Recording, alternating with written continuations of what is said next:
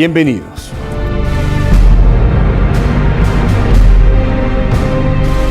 John Jairo Velázquez Vázquez, más conocido como Popeye, fue uno de los más avesados sicarios de Pablo Escobar.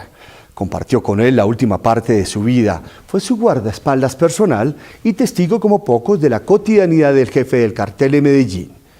En octubre de 2012, Popeye cumplió 20 años preso por su participación en más de 250 asesinatos. Su testimonio ha logrado desempantanar importantes procesos, como en el caso de Luis Carlos Galán, y reorientar otros como el asesinato de Carlos Pizarro del M-19. Durante los últimos 3 años he tenido la oportunidad de entrevistarlo en 6 ocasiones en la cárcel de máxima seguridad de Cómbita en Boyacá. Son cerca de 12 horas de grabación en las que Popeye cuenta de manera detallada la vida al interior del cartel de Medellín. Una historia a la que no solo lo llevó el destino, sino también el deseo. Así inició Popeye, su camino por la delincuencia. Me gustaban las armas, la acción. Yo ingresé a la escuela de grumete en Barranquilla con 4º bachillerato. Ahí salí, me pareció muy pobre eso allá a la escuela de grumete, me retiré. Después terminé 5º y 6º y ingresé a la escuela de oficiales de la Policía Nacional a hacer curso oficial. Ahí me desmotivé y me retiré rápidamente. Y cuando menos pensé, el destino ya me tenía en las calles armado y disparando en Medellín. ¿Cuál fue tu primer delito? Mi primer delito, yo nunca he participado en delitos menores de hurtos pequeños. Mi primer delito fue un asesinato. ¿A quién y cómo? No, eso fue recién ingresado al cartel de Medellín. Resultó un contrato para matar a un señor que había tumbado a la mamá de un narcotraficante de un bus cuando él era pobre y no la recogió ni nada y la señora murió ahí. Y lo asesinamos. Y ese fue como mi bautizo en la mafia. Un contrato menor. De ahí empezamos a coger contratos más grandes, hasta llegar a secuestrar al procurador de la República de Colombia, hasta llegar a secuestrar a Andrés Pastrana Arango, hasta llegar a asesinar magistrados, jueces, periodistas. La primera vez que usted vio a Pablo. Cuando yo era un estudiante, una vez iba para el Colegio Los Albatorianos en la Estrella Antioquia, yo era ciclista. Yo iba en mi bicicleta y crucé hacia el almacén Ley, ahí en Itagüí, yo vivía en Itagüí. Cuando en eso hubo un forcejeo entre un policía, que en esa época el policía de Ley llevaba, en la mano izquierda llevaba el dinero, una bolsa con dinero, y en la mano derecha un revólver para ir a consignarlo al banco. Y un forcejeo en una alambreta, el policía murió y uno de la alambreta fue herido. Yo ese día no reconocí quién eran los bandidos porque pues yo era joven, era casi un niño y me asusté. Ya la violencia estaba empezando a asomar en Antioquia. Después con el tiempo yo bajaba también de mi colegio y habían detenido unos narcotraficantes con una cocaína que venía camuflada en una llanta de un camión en el parque de Itagüí. Y a mí eso me quedó muy marcado en la mente. Un operativo del DAS en esa época y el CAES, que era brutal. El CAES era un grupo de choque de las autoridades, y eso entraban era matando. El CAE ya había matado unos secuestradores en una prendería ahí cerquita de Itagüí, en mi pueblo, en un municipio de Medellín. Después, cuando ya tuve la oportunidad de conocer a Pablo Escobar... Bueno, pero ¿qué pasó ahí en donde...? Venga, le cuento. Después, cuando ya trabajaba con Pablo, en una tertulia ahí botando corriendo, que él hablaba bastante, me dijo: Popo, ¿usted es de Itagüí? Le dije: sí, señor. Yo, a mí me hirieron en Itagüí. Él dijo: yo vi eso. Me dijo: mentira. Yo lo vi el día de la alambreta. Ese día él estaba con el Negro Pavón. El Negro Pavón manejaba la alambreta y Pablo Escobar disparó. Y el policía disparó y hirió a Pablo Escobar. Él mostraba la herida, él tenía una herida aquí en la espalda de ese día. Después me dijo: patrón, y yo también estuve una vez bajada a Itagüí. Y una gente me dijo: claro, huevón, ese era yo, el que me echaba mano ahí con Gustavo Gaviria. Entonces, el destino siempre. Después yo trabajaba con un ingeniero electrónico. Yo hacía mis trabajos. Yo muy niño, me gustaba, yo era muy inquieto. Entonces, acompañé a un ingeniero electrónico. Y una vez lo acompañé a la Hacienda Nápoles. Y entonces lo acompañé, me dijo: Pope, acompáñame a la Hacienda Nápoles. Fuimos con el ingeniero electrónico, que era mi amigo, le iba a arreglar un toro de esos mecánicos, que se le había dañado la tarjeta. Y fuimos, y estábamos arreglando, y yo desde que entré, yo sentí la fuerza que había ahí. Carros por todas partes, el zoológico, esa hacienda era impresionante. Se sentía el olor a poder, que era lo que me llamaba la atención a mí. Y había maldad, había dinero, había aventura. Y estábamos arreglando ahí cuando en el segundo piso, salió Pablo Escobar. Esa fue la primera vez que yo lo vi de frente. Él estuvo un momento, estuvo mirando hacia donde nosotros estábamos y yo me obnubilé. Bueno, indiscutiblemente ese deseo de trabajar con Pablo Escobar lo llevaría a cumplir su sueño. Yo estaba en mi barrio, en el Éxito de Colombia, y un amigo me ofreció trabajo de escolta y de conductor de una niña rica del barrio El Poblado, que es el barrio Estrato 6 de Medellín. Y yo me fui a trabajar allá, a cumplir con mis labores de guardaespaldas y de chofer, y esa niña era amante de Pablo Escobar. Y ahí me vinculé con Pablo Escobar. Y siempre he sido buen trabajador. Entonces al patrón le gustó mi trabajo por responsable, porque era muy respetuoso con la niña. Y fui y le dije, patrón, mío, ¿qué está haciendo aquí Popeye? Y me dijo, patrón, pues yo no tengo trabajo ni nada, yo conozco todas sus caletas, usted verá si me mata o me da trabajo. Y entonces me dijo, ¿y usted sabe manejar las armas? Y yo, sí, señor. Y le gusta matar y sabe matar, y yo, sí, yo sé matar. Bueno, Popeye vivió muy de cerca con Pablo Escobar y llegó a conocerlo como pocas personas. Lo consideró su Dios y así era, según Popeye, Pablo Escobar, el jefe de sus sicarios. Mire, Pablo era un hombre, un témpano de hielo. Él era amable. Él para tomar la decisión de matar a uno de sus hombres lo pensaba mucho. Y muchas veces lo consultaba con la otra gente y le decía, mire el problema que hay. Hacía que todo el mundo se diera cuenta. Él pensaba mucho en eso y respaldaba mucho a sus bandidos. Cuando había un problema entre un narcotraficante y un bandido, él se iba al lado del bandido y atacaba al narcotraficante. Él era un hombre bien hablado, a toda hora no estaba utilizando palabras oeces. Él a veces salía de casilla y utilizaba mucho el hijo de puta. Pero no era un hombre saltado así que se saliera a botar al switch, no, muy mesurado, tranquilo. Nunca le conocí el miedo. Cuando estaban las autoridades encima él era muy tranquilo. Él dije, esperemos que nosotros sí éramos nerviosos, porque eran jóvenes, caballos de paso, briosos, ganas de dar bala con el gatillo caliente, pero él no era mesurado. Él tomaba las decisiones fuertes, sí, pero era un hombre muy tranquilo y educado. Pablo Escobar ya uno lo hería, ni lo visitaba a la casa cuando se podía, sí, él estaba pendiente de uno. Si uno cometía un error, le hablaba como un amigo. Pablo Escobar, nosotros no lo traicionamos nunca en la vida por eso, porque era buen tipo, excelente ser humano Pablo Escobar. En las relaciones interpersonales, 1A. Se preocupaba por si a uno le mataban un bandido, un sicario, el día, Pope, vaya a comprar una casita a la mamá, ayúdelo, mire esto, usted cómo está, ¿sí me entiende? Una vez me avaliaron a mí aquí en este brazo que me cogió la arteria y estaba casi como, ya como que con la pijama de madera. Allá me fui a visitar el hombre. Yo a Pablo Escobar nunca le conocí un mueble, le conocí cocaína, dólares, muertos, secuestrados, una pistola que tenía, armas y no más. Yo nunca lo vi cargando una cama o que le guardara los muebles. Él botaba todas esas bebonadas. La que manejaba los muebles era doña Tata, la esposa, para dormir don Pablo. Él llega y se tiraba en un colchón en el suelo, él era un guerrero. Si había un pedazo de gaseosa con un pedazo de salchichón, eso comíamos. Si había caviar comíamos. Si era una arepa de un campesino que nos la vendía, y le compramos la gallina y nos la mataba y comíamos, eso comíamos.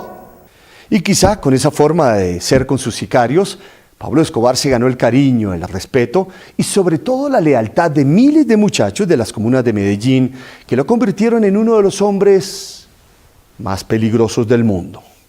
Todo el mundo piensa, dice, no, Pablo Escobar era el superputas, el superhombre, el superbandido, el superasesino. Sí, claro, la mente de él era muy potente y él era más guapo que todos nosotros, pero él era un gran hombre para el crimen, que estaba en una silla sentado en las montañas de Antioquia o en las caletas antioqueñas. Pero los que lo hicimos grande a Pablo Escobar fuimos los que salimos a matar por todo el mundo para la organización de él. Él se hizo grande por personas como Pinina, Johan Arias Tancón, como Ricardo Prisco Lopera, como el Arete. Se hizo grande como el Chopo, que era un bandido, gran bandido. Se hizo grande como Tyson, como Giovanni Lopera Zavala, como hombres como Popeye. Porque Pablo Escobar, él creó una gran organización. Y bandidos de Medellín, 2000 bandidos de Medellín, de tenisitos y blue jeans como usted me voy acá, derrotamos la República de Colombia. A mí eso no me lo puede negar nadie. Porque el poder en la mafia era piramidal. Él está arriba en la pirámide y usted ha visto que una pirámide aquí es pequeñito. Y la base es muy grande. La base éramos nosotros. Lo hicimos grande a él, entre comillas. Y creamos el nombre de Pablo Escobar. Y él figura en el almanaque mundial como el asesino más grande civil del siglo XX. Pero él no mató personas, lo matábamos nosotros. Él daba las órdenes y conseguía el dinero. Y colocaba la mente. Bueno, hacemos una pausa y ya regresamos con más, mucho más de las confesiones de Popeye.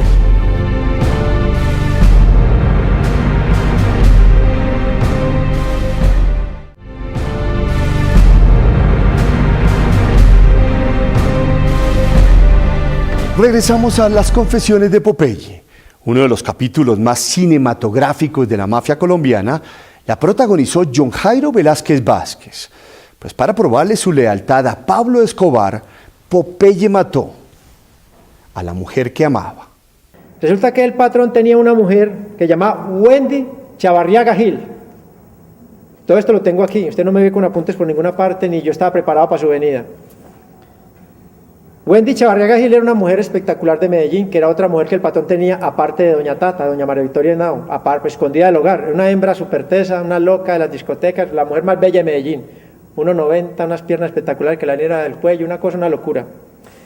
Doña Wendy se emocionó y se hizo embarazar del patrón. El patrón le tenía prohibido eso. El patrón le mandó 4 bandidos y un médico y le sacaron el bebé.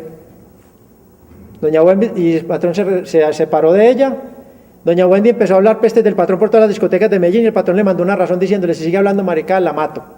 Dejó de hablar tonterías. Después doña Wendy coge un bobo como yo y lo enreda. Pues yo un día me lo encuentro en una discoteca y me enreda doña Wendy a mí, yo le cuento al patrón.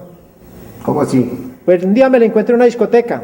¿Y usted estuvo con Wendy? Claro, y nos hicimos novios, porque yo me nubilé. Una mujer fina. Y yo venía, pues yo realmente soy de clase media alta, me dejé un nubilado porque era espectacular. ¿Con la ex del patrón? Claro, con doña Wendy, claro, y tuve una relación con ella como de 7 meses. Entonces el patrón me dice a mí: tenga cuidado con Wendy. ¿No le dijo nada más? No, mío, tenga mucho cuidado, Popeye. Es cierto que hace muy bueno el amor y el patrón es espectacular. Digo, pero tenga cuidado. Me dijo, tenga cuidado, Popeye. Y en ese momento el patrón me entra a controlarme a mí. Ya le empieza a tocarse conmigo, yo empiezo a ver cosas raras. Pues yo sigo normal. Y yo siempre guardaba esa prevención, que estábamos en plena guerra muy fuerte, de no decirle a nadie que yo me veía con el patrón. Y ella sí me preguntaba muy sutilmente: ve, ¿y cuándo vas con de Pablo? ¿Para qué tal cosa? Le dije: no me está saliendo, estoy esperando que me llame. Y yo me veía con él todos los días. Yo salía de ahí y me metía para la caleta. Ya Wendy estaba cooperando con el bloque de búsqueda, porque ella realmente tenía una venganza con Pablo Escobar. Y una mujer herida es lo más peligroso que hay, es más peligrosa que Pablo Escobar 100 veces. El patrón, cuando llega un día a la caleta y me muestra una grabación de Wendy hablando con un capitán del bloque de búsqueda, me dice: don Popeye, ya sabe lo que tiene que hacer. Me tocó a mí ir a matar a doña Wendy, amándola con toda el alma, estaba enamorado. Yo no fui capaz de matarla, le mandé el asesino de confianza mío, le puse la cita y la matamos, al frente del Centro Comercial Oviedo. Entonces el patrón... ¿Cómo lo mataron? Yo le puse una cita a bala, yo la vi morir. Cuéntame. No, yo como estaba en la persecución, yo tenía la seguridad mía. Yo andaba con 10 hombres, estábamos todos enfusilados, porque cuando eso nos encontramos con la policía nos damos de frente. Entonces yo le puse la cita, ella llegó a un restaurante que se llama Palos de Moguer. Yo la llamé de un teléfono cuando no existían los celulares y unos teléfonos de Leda. Ahí la pasaron y cuando pasó al teléfono, el muchacho mío la conocía y la inició con revólver y la remató con una pistola. Cuando estaba contestando el teléfono. Cuando estaba contestando, yo la vi por aquí, los dos ecos. ¿Y usted la vio cuando la estaba matando? Sí, claro, yo la vi ahí de esos cercaditos así del restaurante, yo estaba ahí retiradito, pero la veía. Entonces el patrón no iba, otra mujer, y eso ya se sabía en Medellín, que el patrón sabían que la había matado a Popeye, pero decían que era por lo del embarazo. El patrón tenía prohibido a las mujeres de hacer embarazadas, porque el patrón, aparte de ser un bandido, de ser el mayor asesino de la República de Colombia del siglo XX, el patrón tenía una institución que llamaba a su familia. Él adoraba a doña Tata, a su hija y a su hijo. Él tenía sus relaciones por ahí, porque realmente muchas veces tenía que dejar de ver a doña Tata hasta 1 o 2 meses por la seguridad de doña Tata, y él era un bandido y le gustaban sus hembras buenas y sus cosas, y para eso luchaba y tenía su dinero y sus cosas, y era un varón de tiempo completo, pero respetaba su hogar. Bueno, Popeye se define como un hombre franco, frentero y directo. Incluso con nombre propio habla de otras personas. Es más, de manera fría reconoce su participación en la muerte de 250 personas, pero esa valentía se acaba a la hora de dar los nombres de las mujeres que subían a la cárcel de la catedral, reinas de belleza, actrices, y ni menciona a aquellas que se acostaban con Pablo Escobar. Realmente yo los nombres de las mujeres no los doy, porque realmente pues Eso yo realmente ese tema no lo toco porque pelear con una mujer es muy delicado. A mí suélteme 300 bandidos con ametralladora y fusiles, menos con una mujer. Ese tema es muy delicado. ¿Cómo funciona eso? No, realmente para lo de las prepagos es moderno. Yo vine a conocer las prepagos en la cárcel, pero para la época de Pablo Escobar, pues el patrón tenía sus aviones y tenía un marica que le manejaba eso, un hombre muy manejado, volaba a Miami, Brasil, todo, la Macua. Marica de Medellín que sabía entrarle a esas viejas y se las ponía ya listo, mandaban sus avión Lear, sus cosas, le llegaban a la vieja con su ramo de flores, su reloj Cartier, su Mercedes bonito del año, su sobrecito, cuando eso era más tierna la cosa, ahorita ya llama prepago. Bueno, la historia de Popeye es propia de una película, pues cuando ya era buscado internacionalmente por pertenecer al cartel de Medellín, fue detenido en los Estados Unidos y deportado a Colombia, sin mayores complicaciones. Tengo la entrada a Estados Unidos, ¿por qué tengo la entrada a Estados Unidos? Que yo entraba ilegal. Resulta que en una oportunidad yo en San Diego, California hacen operaciones envolventes de vez en cuando. Hoy pasa mucho ilegal y yo pasaba bien porque a mí me pasaban los mexicanos. Yo pasaba por la caseta y eso valía $10,000 y pasaban a uno. Yo llegaba bien vestido, no era pues de los mojados, llegaba tan al aeropuerto y no está en el aeropuerto y ya está dentro del avión, yo ya era buscado como Popeye. Cuando un operativo envolvente que paran todos los aviones, toda la operación aérea la para y llega inmigración, ahí me caí yo, ahí fui capturado. Mira, ilegal, miren su visa, no señor, enganchado, yo vi que me echaban con todo el mundo. Iban chinos, jamaiquinos, brasileros, ecuatorianos, como había un poco de ladrones que íbamos ahí, de ratas todos. Llegamos a inmigración ahí en San Diego, California.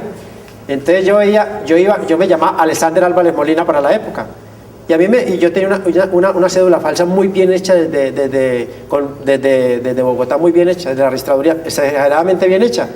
Y yo llamaba si sirve o no sirve. Y yo mi pasaporte muy bien hecho. Me pusieron lo que llamamos nosotros a tocar piano, muy bien, en la Interpol. Pues yo pedí, las huellas de sí, las huellas dactilares. Yo pedí ser deportado porque eso le da mucha tranquilidad a los de la Interpol que habían ahí. Porque inclusive los norteamericanos no son magos.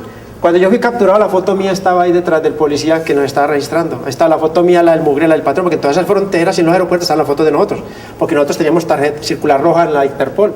Y era lo más buscado en el mundo, pero yo iba disfrazado. Y la foto realmente era muy vieja y no, tipo no, ya es normal. Y yo. Bueno, este hombre conoció de cerca las entrañas del cartel de Medellín y en los últimos años ha decidido irse lanza en ristre contra Jorge Luis Ochoa Vázquez. Bueno, en varias de nuestras entrevistas ha dicho prácticamente lo mismo. Pablo Emilio Escobar Gaviria tenía patrón. Y el patrón se llama,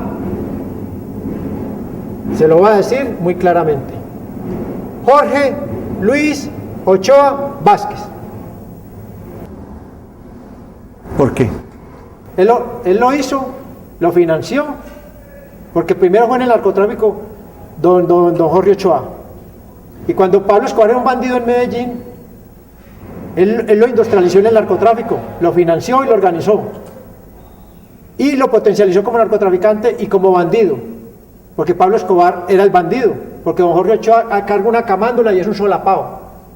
Cuando a Jorge Ochoa lo capturaron en Palmira Valle, Pablo sacó un comunicado: si extraditan a Jorge Luis Ochoa Vázquez, nosotros ejecutaremos a los líderes políticos de este país. Estaba defendiendo a su patrón.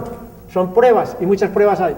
El padre del terrorismo en Colombia se llama Jorge Luis Ochoa Vázquez, porque Jorge Luis Ochoa Vázquez estuvo preso con el que nos enseñó a nosotros a hacer las bombas en Carabanchel, en España, cuando lo detuvieron a finales del año 1984 y él regresa en el año 1986 a Colombia, y en Colombia es liberado más o menos 2 meses después, y en el febrero del año 1987 le trae un gran regalo a Pablo Escobar.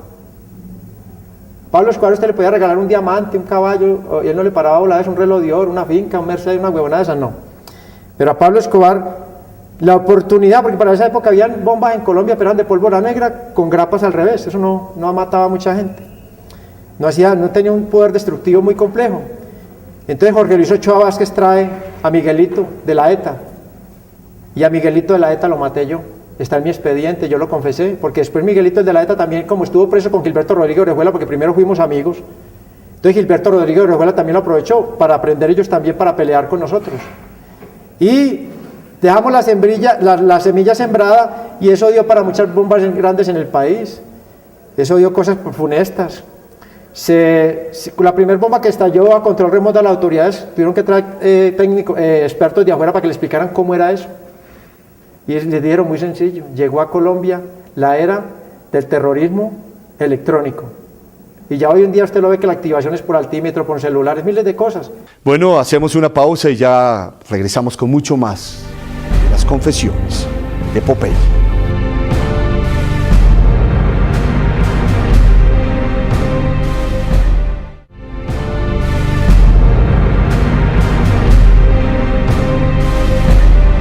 Regresamos con las confesiones de Popeye. Políticamente, Pablo Escobar se identificaba con la ideología de izquierda, pero curiosamente casi logra acabar con el M-19. Pero más curioso aún, tiempo después se convirtió en uno de los mayores aliados de ese grupo subversivo. Pablo Escobar era de izquierda. Pablo Escobar, cuando secuestran a Marta Nieves Ochoa, la hermana de Jorge Luis Ochoa, Fabio Ochoa y Juan David Ochoa, Pablo Escobar funda una cosa que llama el MAS, Muerte de Secuestradores, y la financia don Jorge Ochoa, con millones de dólares. Coloca sus bodegas, sus aviones, sus helicópteros, todo, las fincas, todo, porque las armas las tenía Pablo y los bandidos. Porque don Jorge fulge de camandulero y que no, por Dios, bueno, se funda el MAS. El MAS acorrala al M-19 en las ciudades. El patrón recibe a Álvaro Fayad. ¿Y en qué quedan? En que paren la guerra. Que no más muertes de líderes de masa del M-19, de gente de las ciudades del M-19, que pare ahí. Cuando Pablo Escobar mata a Rodrigo Lara Bonilla, que tienen que salir del país porque nadie se imaginó esa embestida tan brava, Álvaro Fayad los lleva a Panamá y los guarda con Noriega allá. Ya montan la infraestructura del narcotráfico. Pablo Escobar monta el mismo laboratorio que había en Tranquilandia, la gran operación de narcotráfico que tumbó el coronel Ramírez allá, la monta en el tapón del Darién, custodiada por Noriega, el perro de Centroamérica. Él trabaja con todo el mundo, con la DEA, con los narcos, con los traficantes de armas, con la contra nicaragüense, con todo el mundo. Al general la DEA lo presiona y entonces entrega los laboratorios y unos aviones y le avisa a Pablo y estos se vuelan a Nicaragua. Allá lo lleva Álvaro Fayad. Ahí es donde se da el entronquín con el M-19. El patrón financió lo del Palacio de Justicia con $2 millones. Eso empezó a gestarse desde Nicaragua, cuando Álvaro Fayad lo llevó. Cuando Álvaro Fayad muere, ya el patrón le había dado la plata. Y lo del Palacio de Justicia estaba planeado. Al último, el patrón les dice que no se tomen el Palacio de Justicia. Que el presidente no va a pelear por los magistrados, que son los que le investigan y joden la clase política, que se metan al Senado. Los del M-19 dicen que no es posible porque ellos ya tienen cuadrado todo en el Palacio de Justicia. Y en Medellín recogieron armas. Hay una anécdota de un fusil que apenas lo montaba uno se iba a la ráfaga. Entréguele eso para que maten bastante gente. ¿Cuál era el negocio con el M-19? El negocio era plan A y plan B. El plan A, negociar la extradición, que a mí nadie me lo puede negar, ahí la negociaron. Plan B, matar a los magistrados que más pudieran, o a todos, y quemar los archivos. Porque cuando eso no había computarizado nada en Colombia, quemar los archivos, fly. Para volver a reconstruir eso era un problema. Y se cumplió el plan B. Los dos planes se cumplieron. Él empezaron a negociar y se cumplió el plan B. ¿Con quién negoció Escobar del M-19? Él directamente con Álvaro Fayad. Eso entregaron todo, entregaron armas, entregaron todo. El amigo de Pablo Escobar era Álvaro Fayad. Álvaro Fayad lo llevó a Panamá y después lo llevó a Nicaragua. Y le hizo el entronque para el tráfico de drogas con Cuba. Bueno, pues según Popeye, de la relación entre Pablo Escobar y los cabecillas del M-19, nació la idea de que Cuba y Nicaragua se convirtieran en socios estratégicos del cartel de Medellín. Todo esto para el envío de cocaína a los Estados Unidos. Ven, Popeye, yo leí en tu libro sobre el gobierno cubano y las drogas. Sí. Cuéntanos un poco de eso. Realmente el contacto fue directamente con Raúl, que Raúl era el que prestaba toda la infraestructura del ejército para llegar en los aviones desde México, porque la condición de Raúl Castro era que los aviones llegaran de México y no de Colombia, y con bandera de México. Y era el que prestaba las pistas, él guardaba la droga, él con sus hombres de confianza, que los que ejecutaron después lo hicieron para limpiar la revolución porque se le iban a venir los norteamericanos porque la invasión era inminente. Realmente habemos 9 personas que sabemos del tráfico en Estados Unidos, Rasguño lo sabe, hay 9 personas pilotos, personas que manejaron dinero. El tráfico es real, eso nació desde Nicaragua. El que llevó al contacto con Pablo Escobar y Raúl Castro fue Álvaro Fayad. del M-19, que fue el que llevó a Pablo Escobar a Panamá y después lo llevaron a Nicaragua. Porque Pablo está en Panamá y Noriega, porque Noriega era el perro de Centroamérica. Él trabajaba con la CIA, con la DEA, con la mafia, con los contras, con el UNO, trabaja con todos. Y entonces, cuando los norteamericanos lo presionan, él entrega unos laboratorios, porque Tranquilandia lo pasan para el tapón del Darién, y él entrega los laboratorios y entrega los aviones. Ahí es cuando Pablo Escobar huye en su Lear Jet del aeropuerto de Panamá. Huye, se monta en un avión con Barry Seal, con el piloto que fue informante, pero ya Barry Seal ya era informante. Pablo Escobar estaba metido en un entronque complicado ahí. Pablo Escobar huye con Barry Seal y vuelan a Nicaragua. Llegan a Managua. Ahí lo espera el presidente del país. ¿Quién? Lo espera en la época, se me escapa el momento, pero el que era clave en esto era Daniel Ortega, que era el rebelde que estaba frenteando la lucha de los sandinistas. Los esperan allá y de ahí montan el entronquín de drogas, de nuevo. Lo espera Daniel Ortega personalmente. Daniel Ortega personalmente y allá está Álvaro Fayad también. Los esperan allá porque Álvaro Fayad está, ya llega el mexicano, llega Jorge Luis Ochoa Vázquez y llega Pablo Escobar. De ahí hacen el entronquín de la droga otra vez, pues ya trayendo la droga ya preparada en Colombia, porque en Colombia en esa época no había sembrados de mata de coca, sino que traían del Perú y de Bolivia la pasta de coca, y entonces ya montaron laboratorios en Colombia y se lleva directamente la droga en aviones pequeños a Nicaragua y de ahí en grandes aviones a los Estados Unidos. Ahí es donde hace el vuelo Barry Seal, que Barry Seal fotografía a Pablo y fotografía al mexicano. Y vuela a Estados Unidos y ya Barry Seal se queda.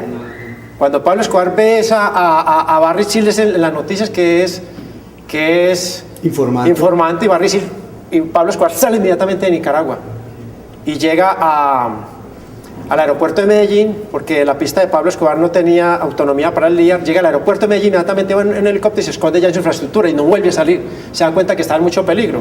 Y es cuando él ordena la muerte de Barry Seal, que es financiada por Jorge Luis Ochoa Vázquez.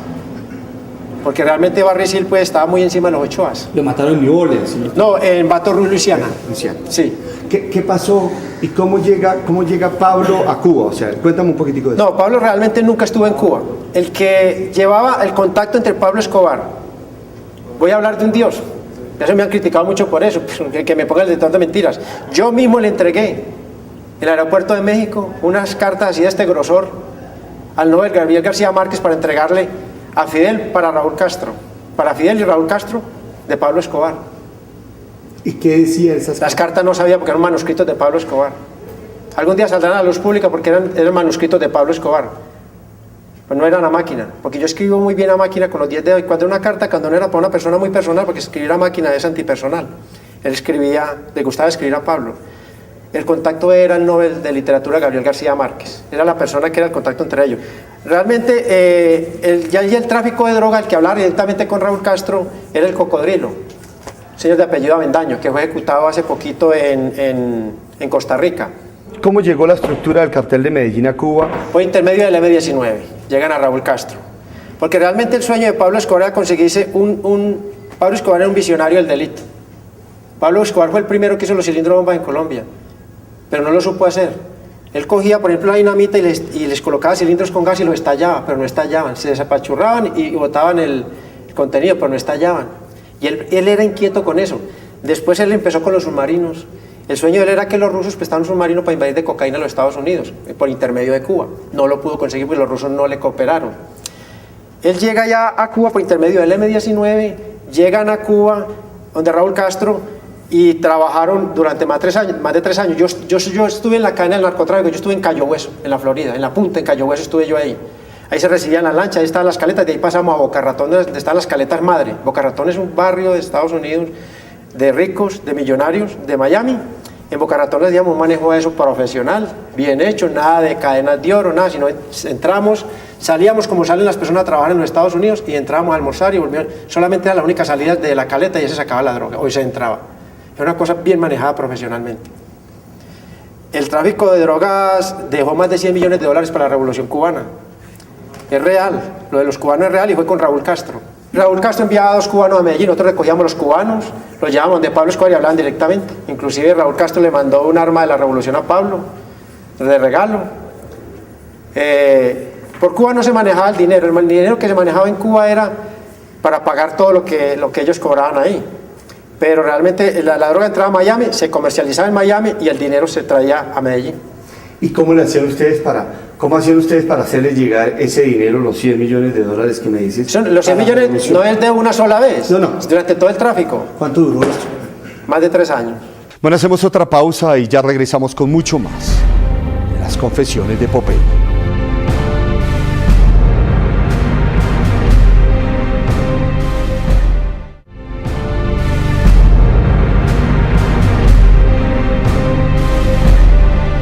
Continuamos con las confesiones de Popeye. Pablo Escobar a lo único que le temía en la vida era un calabozo en los Estados Unidos. Y su miedo fue tan grande que libró una sangrienta batalla hasta sacar de la Constitución de Colombia la figura de la extradición. En esa guerra murieron colombianos muy valiosos como el director del periódico El Espectador, Guillermo Cano, en diciembre de 1986. Don Guillermo Cano muy simple. Pues con Guillermo Cano realmente pues él no toma ninguna medida. Él era un hombre pues drástico con su máquina de escribir. Él disparaba con su maquinita y Pablo Escobar le disparaba con pistola 9 milímetros. Estamos festejando la caída de la extradición con mariachis y todo y mujeres. Cae la extradición. Entonces al otro día titula en el periódico don Guillermo Cano, se le aguó la fiesta a los mafiosos como si don Guillermo Cano estuviera ahí. ¿Sí me entiendes? Porque con el momento que cae la extradición, las caras destempladas otra vez, porque la guerra pues hay que reiniciarla, el triunfo fue pírrico, se perdió el dinero, se perdió todo. Como si don Guillermo escribe allá en su oficinita, el Espectador escribe en su maquinita como si estuviera ahí en la fiesta, porque en el momento salen las noticias, cuando se paran de tocar los mariachis, que llevamos ahí 2 días rumbeando, las hembras, tápese mamita, va para afuera, el dispositivo de seguridad, porque otra vez que Pablo, no había ninguna orden de captura en contra de ninguno de los que habíamos ahí, ni entre Jorge Ochoa, ni el mexicano, ni la Yucarrica, ni de Pablo Escobar, ni de nosotros, porque juez que le armara una orden de captura por un asesinato, una bomba a alguno de la organización del cartel de Medellín, Pablo Escobar lo mataba. Entonces tenemos que salir de ahí. Entonces ahí el patrón con el mexicano, con la Yucarrica, con don Jorge y tal, toman la decisión de matar a don Guillermo Cano. Solo por haber escrito eso. Por haber escrito eso. Eso es lo que da de la muerte a don Guillermo Cano. Don Guillermo Cano ya Pablo Escobar le tenía la inteligencia hecha. El negro Pavón llegó a Bogotá, llamó al de inteligencia, le dijo, ustedes tienen la inteligencia de un señor Guillermo Cano, de uno de los dueños del periódico El Especie, claro, vea, sale en un carrito Subaru rojo así tal, sale a tal hora, da la vuelta aquí, este semáforo lo ha cogido 3 veces esta semana en rojo, va a este restaurante, para aquí, él conduce esta semana, sí, toda la inteligencia, listo, tran. Va donde los que manejan la infraestructura de logística, yo necesito una moto y una pistola y listo y tal. Ahí mataron al señor. Después matan al redactor judicial del periódico El Espectador, que también está muy en contra de la extradición. Después empezaron unos muertos ahí más complicados.